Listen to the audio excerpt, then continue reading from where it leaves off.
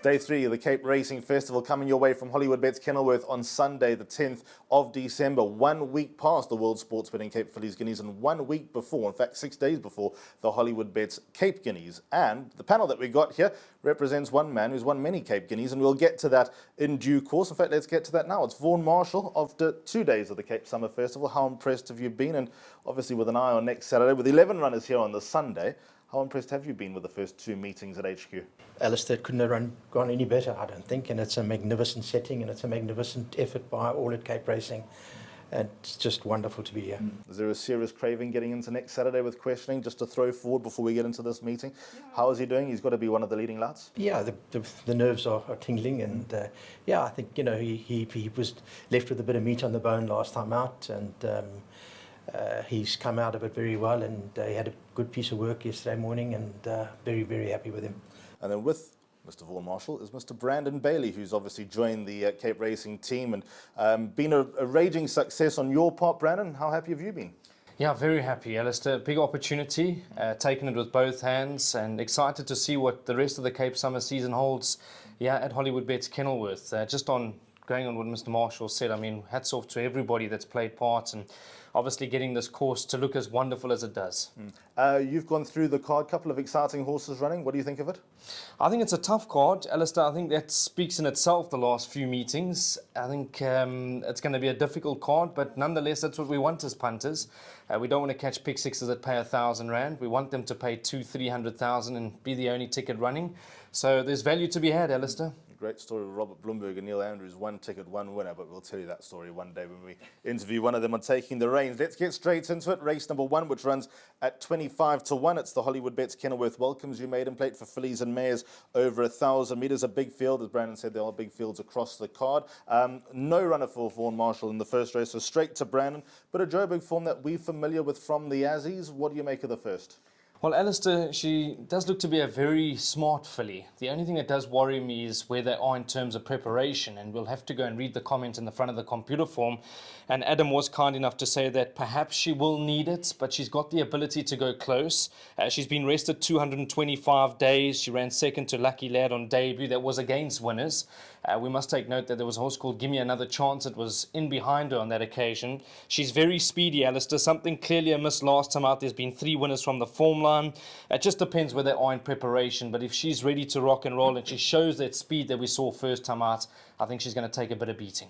So that's the first race on the card. As we now move on to the first leg of the bar pot, race number 2 at 1. The City of Cape Town Open Maiden over 1,200 metres. Just take note of how the weights are structured in this race. And Vaughan, you've got number 13, Aspect, back from quite a long layoff. How's he doing? Yes, Alistair, he's had a wind up, and he was battling with his breathing, and he ran some credible races, a couple of seconds and close up third. So the op has been a huge success, and his work at home has been terrific. So possibly just needing the outing, but I think he'll be close to the horses in the finish. Brandon, do you have any picks in the first leg of the bar pot? Looks like Gareth Van Zyl might have a couple of chances here. Do we need to cast our net quite wide on the start of the bar pot? Absolutely. I think the interesting filly is Prankster. We spent a bit of time with Gareth during the course of the week, and he was upbeat that this filly had taken her first run in the Western Cape very well. She did find interference. I know she was going out the back door at that stage, but she's come on 6-fold, I believe. And interesting that Calvin Habib has been flown out to ride for Gareth for the afternoon. So perhaps we need to keep a close eye on her, Alistair. Okay, so that's the first leg of the bar pot. Couple of runners to potentially run with as we now go on to race number 3. It's the Schweppes Maiden Plate, getting underway at 1:45. It's over 1,600 metres. This is the first leg of the Place Accumulator. I think this is probably the exotic of the day, the Place Accumulator, because I don't think it's going to pay peanuts. And I think maybe you can catch it for a nominal fee. We shall find out what the guys think. I'm going to throw it over to Brandon. Do you have a first choice here? Because I find this race very tricky. I think the card sort of flattens out as the meeting goes on, but I find race 3 a bit of a headache. It is tough. Alistair, the interesting update over here is that Justin Snaith has put blinkers on number 1, Greenland. Now, if you go and watch his last run back on the 11th of November, I don't think it worked out for him, Alistair. He found himself racing about 4 deep onto the turn. He found himself on horses that were already under pressure a long way from home. So I think he's a lot better than that third behind Infrared. With that sort of draw, you'd imagine that Grant has options.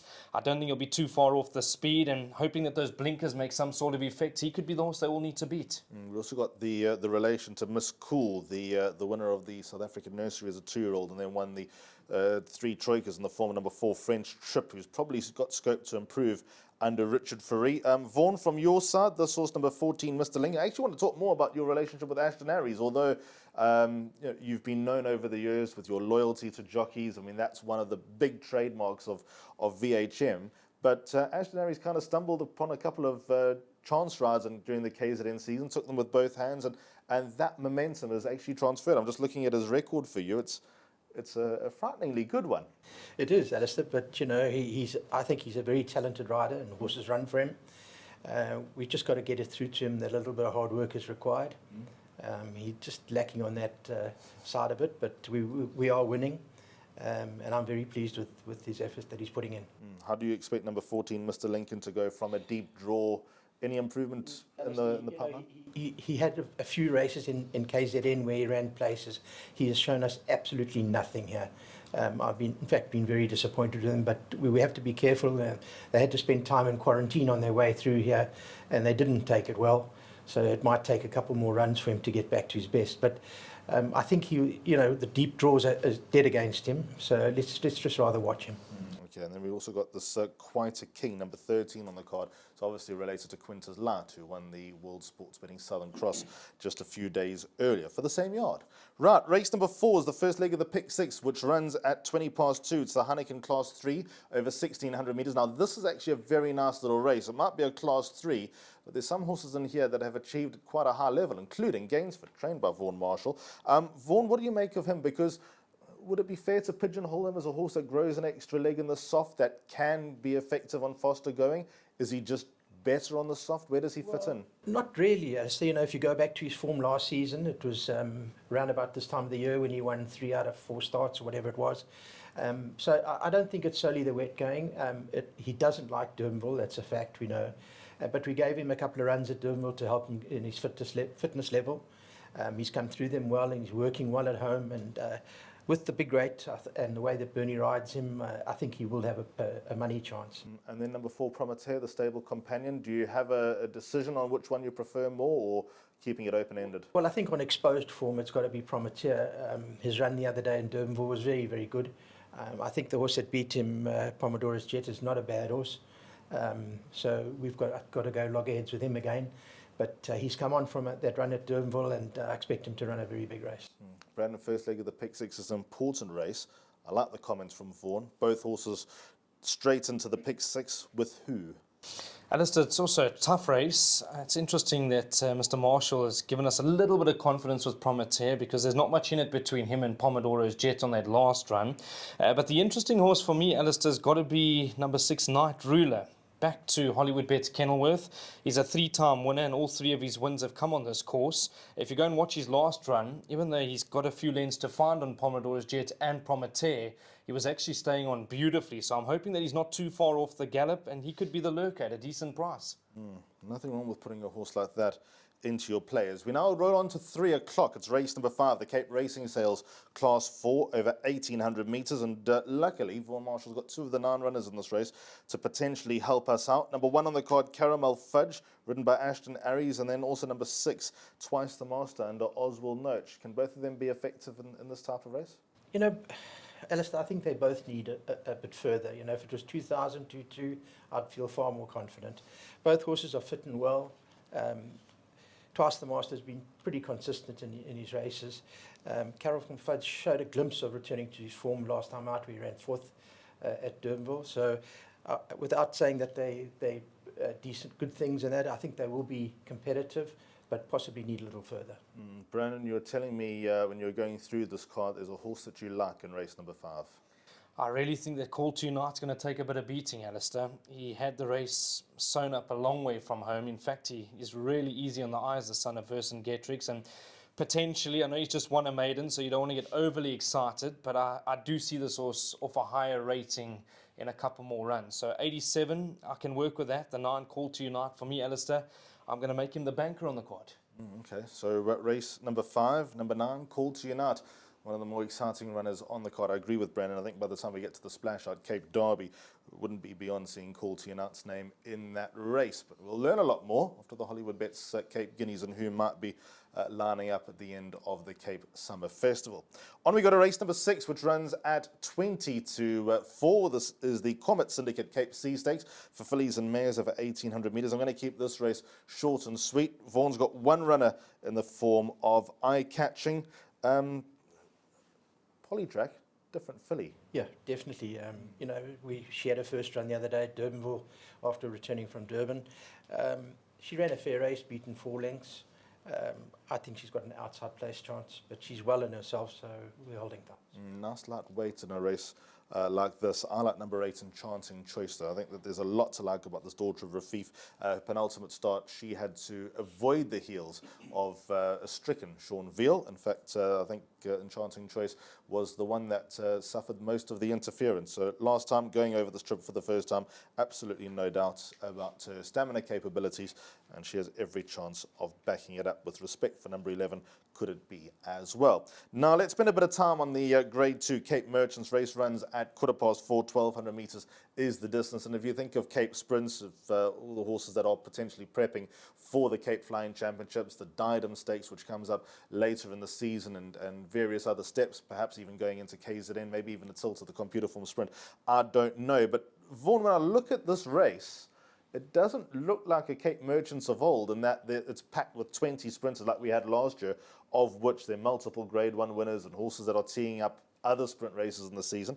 Looks like quite a few trainers are using this to potentially prep for middle distance races later in the season. Absolutely. You know, there are 1 or 2 horses that have dropped in distance that have been tried over the last couple of months, and they've suddenly hit their straps. King Regent and the other one, a Countdown of Glenn Cotson's. You know, it's a nightmare as far as I'm concerned to try and pick a winner in a race like this. So if you could cover up and include as many as you could. Sergey is possibly the only one with real sprint form at the moment. Double Superlatives run some really good races at Durbanville and over shorter. So, you know, it's a nightmare. It really is. But let's hold thumbs and see if we can find a winner. And your perennial overachiever, Look for Hounds, is in here as well. What a horse he's been. I mean, when you got him, did you expect Look for Hounds to be the 6-time winner, earned R500,000 in stakes? I mean, I've actually just loved following his career for probably the ability that he lacks, but the heart that he's got. Well, you know, Alistair, he's the first horse to put on the float when you go to KZN for the winter. And every time you call Rascallion out, or Linebacker in the past, or Silver Operator, you knew the next one to call out would be Look for Hounds. And you could see the look on his face, not me again. So he's a proper workhorse, and he's a lovely, lovely horse. The 1,200 at Kenilworth, I think, could be a little bit on the short side, but he has won 1,200 at Greyville, and he won a very good race at Durbanville over 1,250. So, you know, if the pace is on and there's a headwind, he could be running on. Just quickly, from a trainer's perspective, I want to ask you about all these horses that are tried and tested and good horses over further. What would be your line of thinking? Freshen them up, using this as a stepping stone, taking the Cape Merchants seriously? I'm just looking at a horse like Without Question. There's no doubt that 1,200 metres is going to be on the sharp side. You can probably use that argument for Montien, Double Superlative, a couple of others as well. So with your trainer's hat on, what would the thinking be there?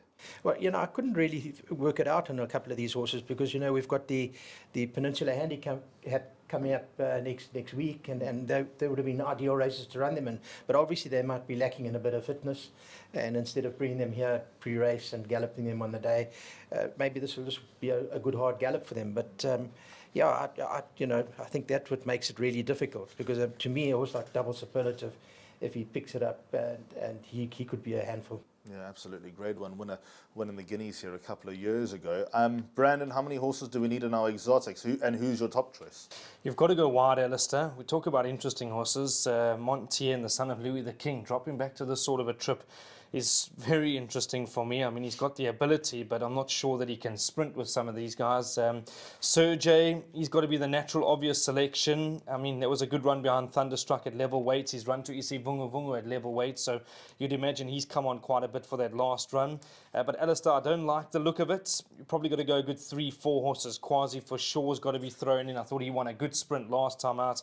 King Regent, level weights with Princess Kala. I thought he won well enough. And then Cosmic Highway is interesting that he's coming back to form, because early on in his career he showed quite a bit as a sprinter. So let's see what he can do now that he's back up the straight. Very, very complex Cape Merchants for 2023 indeed. As we now roll on to race number 8, this is the penultimate race on the card. It's the race Cape, powered by Hollywood Bets, Class 4, back over 1,200 metres. And Vaughan's got the Tinker Man here, who before his last run I thought, we're going to need to see a bit of laugh to work with the Tinker Man, and bang, on cue, bit of laugh from the Tinker Man. Yeah, I thought he was a little unlucky last time out, but he's been coming along nicely. His work since that run here at Kenilworth has been really, really good, and he's nice and sound at the moment, because he has had his problems, but I think he's in with a big chance. Big chance, Brandon. So there we go. There's some food for thought. Straight in goes the Tinker Man. Not that I would have expected you to bypass him. So who goes in with the Tinker Man, though? Well, you got some hardened horses that have been there, done that, got the T-shirt, Alistair. It's hard to single out anything. I mean, the improver in the race could be Navajo Dancer, who did win a good race last time out. This is going to be a big step up for him. But you'd imagine that Gareth had a plan with him for the Cape Summer season. I thought he opened up and won a good race last time out on the 11th of November. I like a bit of Michael Faraday. He was taken off to the lead last time, and he did stop quite badly into the last 150, Alistair. Interesting that he's back up the straight over 1,200 metres. He could be the value. Decent price, 14 to 1, Michael Faraday. Yeah, I've been waiting for Michael Faraday for a while. Patience is wearing thin, but I'll be on his side just for a little bit longer before I totally throw in the towel with him. And then on to the 9th and last race, the Hollywood Bets Bright Future, Class 4 for fillies and mares. They go 1,400 metres in the finale, and Vaughan's got a couple of horses, one coming back from a layoff in the form of Typeface, and the ever-consistent, hard-knocking Little Miss Pink, who ran well despite not having the easiest of passages at Hollywood Bets Durbanville throughout the Spring Carnival. Yeah, and we're not blessed with a great draw, unfortunately, but she's been really consistent, and I suppose her time will come sooner or later. She's done well at home, and Bernie gets on well with her, so we're hoping that she can pull it out the fire.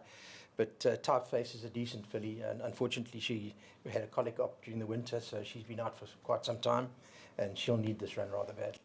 Is there any reason to tinker with Little Miss Pink in terms of tactics, or is it just going to be ride for luck again? One of these days, luck's going to be on your side. Yeah, I think she's not.